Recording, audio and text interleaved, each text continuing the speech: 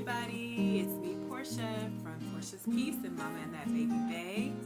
And I'm back again. Third night of reading the book of James in the wonderful Holy Bible. So yesterday we read James 2. Tonight we're going to read James 3. Thank you so much for joining me. For those of you who just popped on to this particular video, I am doing a series on reading the Bible, and I want you to read with me, please. Comment, let me know some of your favorite parts of this particular chapter we're going to read. We're going to read chapter 3 in the book of James. So thank you guys for joining me, and let's get this thing started. Alright, and again I'm reading James 3 in the Amplified Bible. So here we go. And this one is titled, this section is titled, The Tongue is a Fire. The tongue is a fire. Verse 1.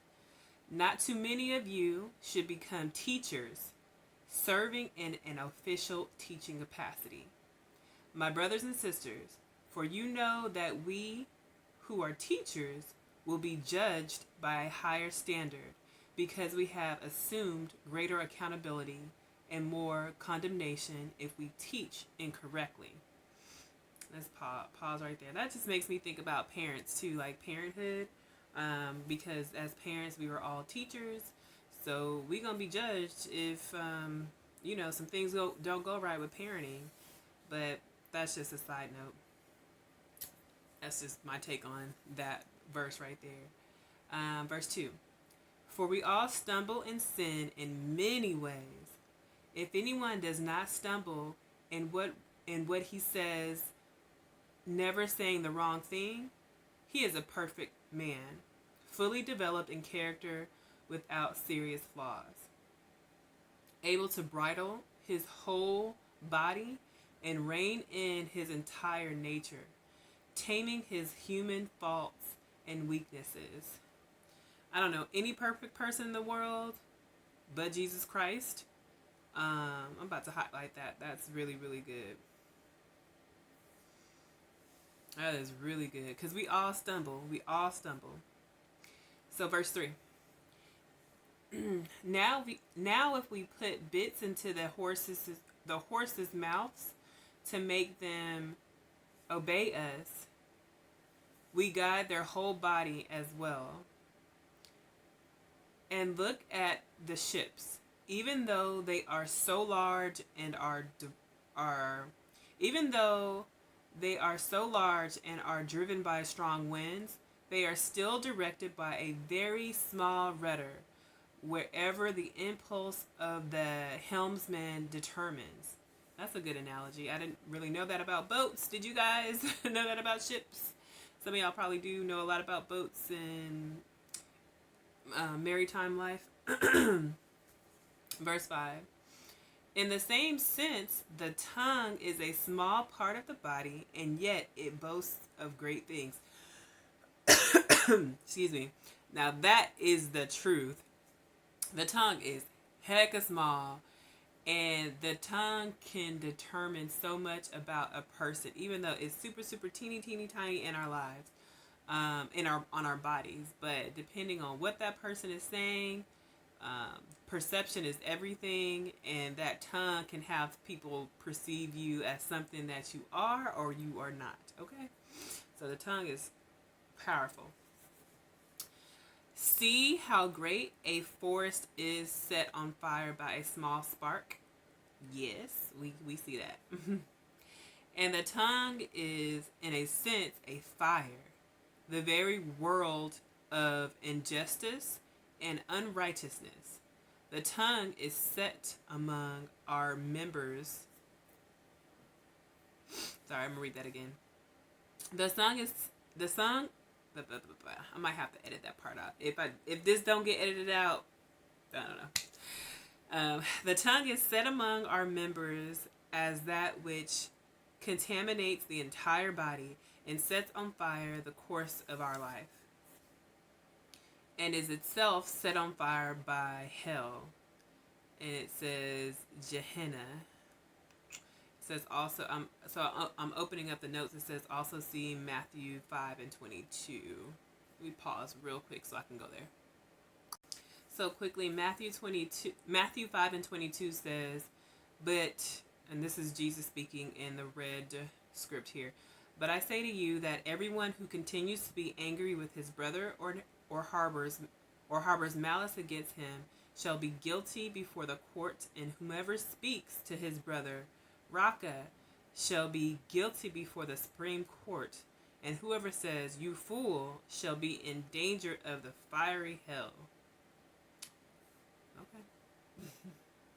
So we just need to be careful with our tongue, because our tongue can send us straight to hell, according to this verse here in the book of James. And Gehenna, I hope I'm saying that right, Gehenna.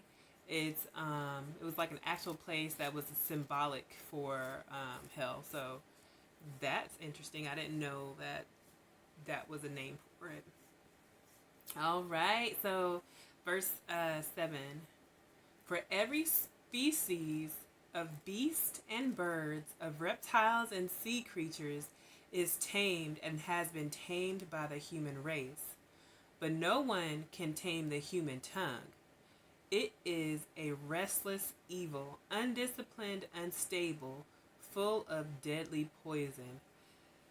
I guess that's why, like people say, like people who have quick tongues, they call them like spitfires and fiery tongues and all those things, all those little idioms that people have come up with over the years for people who have quick mouths and fast tongue, because they can't be tamed.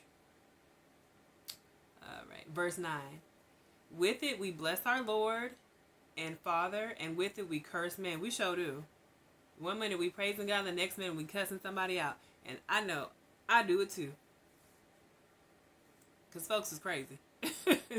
So sometimes let me pause real quick, because sometimes you just be like, what? And you just be trying to express yourself, or the anger that you feel, or the frustration that you feel, and sometimes people get cussed out. That's not good.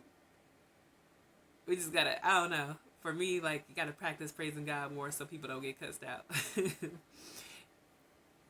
Anyway, so, okay. So, again, verse 9. With it we bless our Lord and Father, and with it we curse men who have been made in the likeness of God. Dang. Okay. So that just even, like, is like a dagger even more.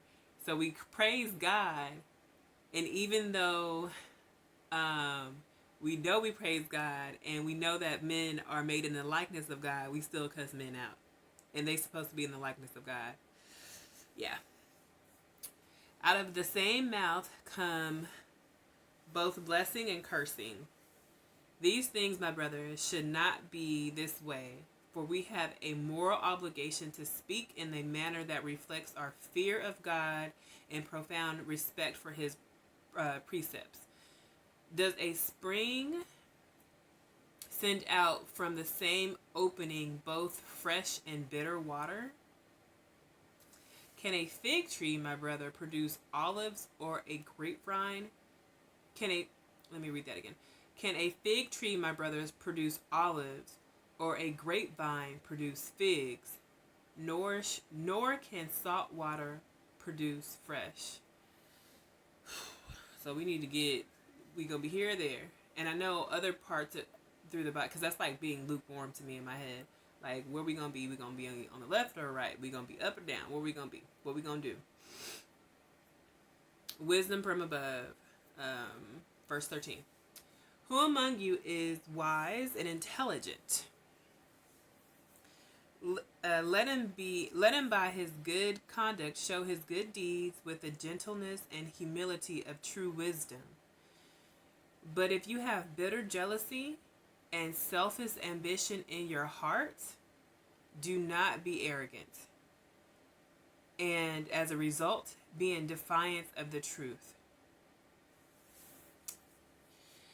This superficial wisdom is not that which comes down from above, but is earthly or secular, natural, unspiritual, even demonic. So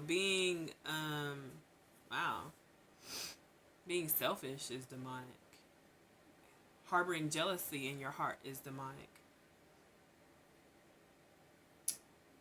I don't want that. I don't want to be like that. I just don't want to do that.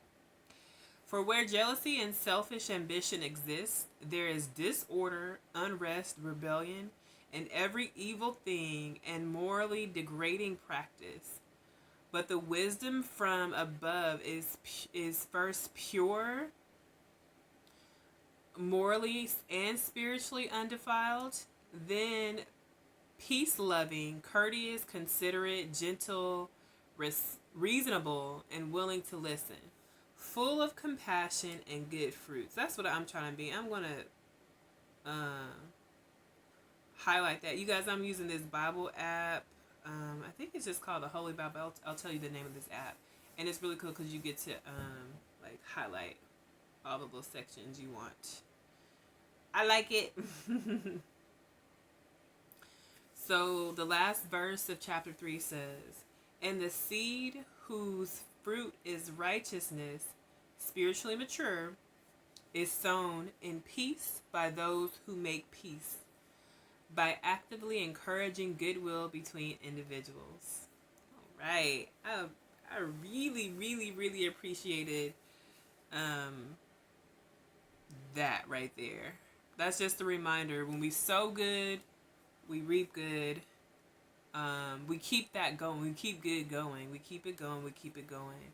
It just reminded me of just different things, like the way we talk to each other. It says it here. The tongue is fire.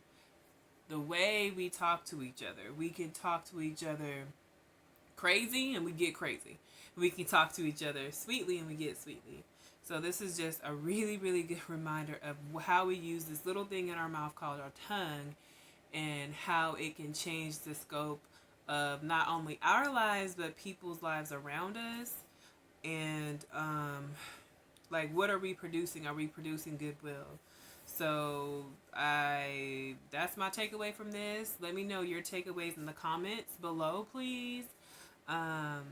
Yeah, this is a really good hot topic of conversation right here. Like, we could talk about this some more.